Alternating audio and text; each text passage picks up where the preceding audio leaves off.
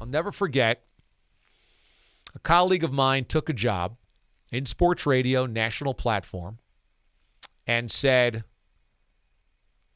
I'm glad you didn't get promoted or something like that. I'm glad you don't have that job, that show, that shift that he would be going up against. And I said, boy, what do you mean by that? He's like, I wouldn't want to go up against your show. Your show's better than the competition I've got to go up against. And I thought, that's the nicest compliment you could give me, that you don't want to compete against me. You'd rather compete against somebody else. Quote, I'm happy the other guys got that job. That's how they felt about Clay Helton. We're happy he has that job because USC should be so much better. He had to go. And what happened on Saturday was you don't give him the leash the rest of the year to dig his way out of that grave. You just end it right now. I don't think this has anything to do with chasing a specific head coach right now, because you could do that on Thanksgiving. You could do that November 1st, and you'd still have plenty of time to get your ducks in a row to get the guy that you want. What you don't want is Clay Helton to rip off 9 straight wins, and then suddenly you're put in a bind. It's because you know Clay Helton's not the guy, and so you make the move now. Nice guy, mediocre coach. I mean, look, at the end of the day, a fireable offense upon sight is 5-7 at USC. It cannot happen. You cannot go 5-7 at USC, ever. Sorry, no matter what you did in the past. And then you follow that up with an 8-5.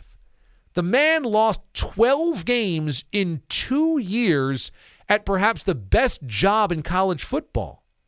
Heisman trophies, national championships, Los Angeles, Southern California talent, and an administration and an alumni and fan base that desperately wants to win at football above everything else.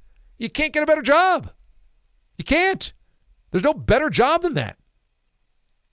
And you play in the Pac-12, where it's not the SEC. It's not the Big Ten.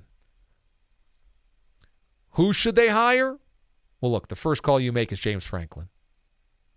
If you can pry James Franklin out of Penn State, you give him the cash. He's been very, very good at Penn State. He's got the charisma for Los Angeles. He enjoys being in the center of attention. He could utilize Los Angeles as something to embrace, not something to worry about. Franklin is your first call. I know a lot of people are very high on Matt Campbell and Luke Fickell. And look, those guys have done amazing jobs at their programs. Iowa State being a top 10 team. Cincinnati being now moved to the Big 12. Those two guys did remarkable work. I don't know if their Midwestern ties translate to the big time in LA. USC is a different beast. It's not just about football.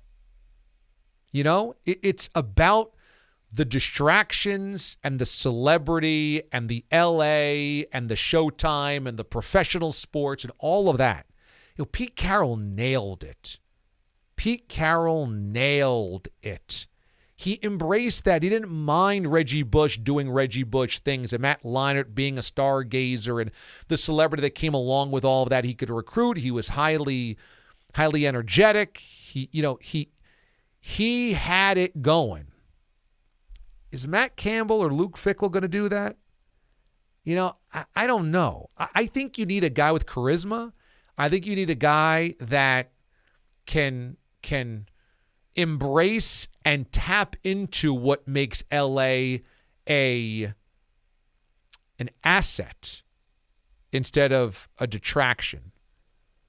I think that, James Franklin is absolutely the call, at least the first call. Now, I don't know if you can outspend Penn State. They like their football there, too.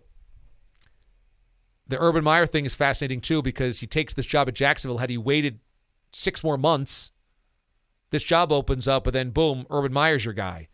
I don't know if Urban Meyer can leave in the middle of this season. I don't know if he can leave at the end of the season.